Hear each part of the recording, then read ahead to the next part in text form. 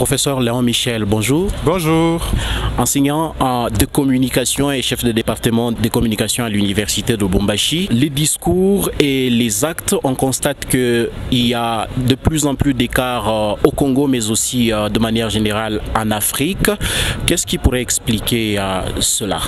Il doit y avoir plusieurs raisons qui sont à la base de cet écart entre ce qui est dit et ce qui est fait. On ne va pas entrer dans le détail pour les raisons, mais je crois que la tradition orale y est pour quelque chose.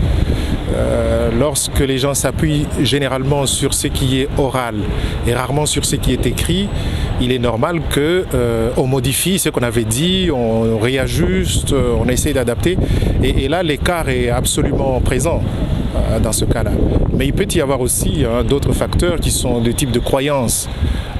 C'est-à-dire que la plupart d'entre nous, nous avons des croyances sur nous-mêmes et sur les choses qui ne marchent pas ensemble. Je donne un exemple.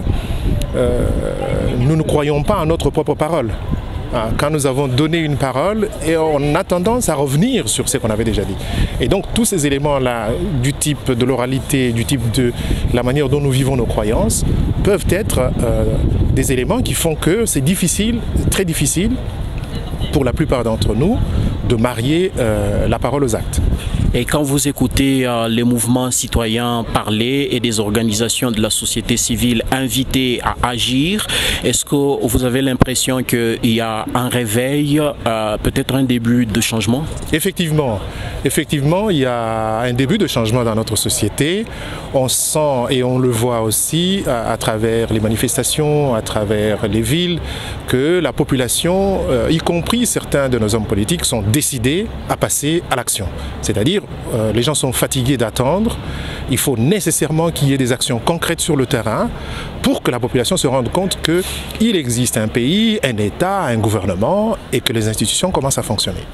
Et qu'est-ce qu'on devrait faire? Parce que pour agir, les gens ont besoin de parler et on va leur reprocher de ne faire que de discours. Non. En fait, en effet, on doit parler, on doit échanger, mais il faut que ça soit moins. Je pense que nous avons, dans l'histoire de ce pays, nous avons l'exemple du président Kabila qui parle peu, mais qui agit beaucoup. On peut s'appuyer sur des exemples comme ça.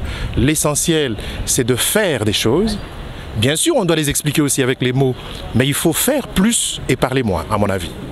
Voilà, et vous avez commencé effectivement à répondre à cette dernière question. Et qu'est-ce qu'on devrait faire effectivement en Afrique et particulièrement au Congo pour que l'écart entre ce qu'on dit et ce qu'on fait ou qu'on devrait faire se réduise? Dans ma perception, je pense que c'est l'amour de soi.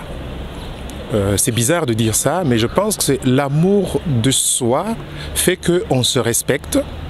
Et au niveau national, si nous nous aimons suffisamment et que nous nous respectons, nous avons tendance à respecter notre parole. Et si cette parole est inscrite, parce qu'il faut que ce soit de l'écrit, c'est plus facile de dire « nous avions prévu ceci à l'écrit et nous allons le respecter ».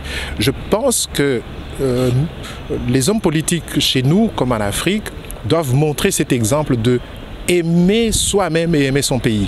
À partir du moment où on a beaucoup d'amour pour soi et pour son pays, alors il y a peu d'occasions de pouvoir se contredire. Parce qu'on va aller dans le sens de on réalise des choses, bien sûr pour soi-même, pour sa ville, mais également pour son propre pays. Et donc ça doit être un moteur pour chacun d'entre nous, nous aimer suffisamment pour faire des choses bien pour nous. Professeur Léon Michel, merci. Merci à vous et à très bientôt.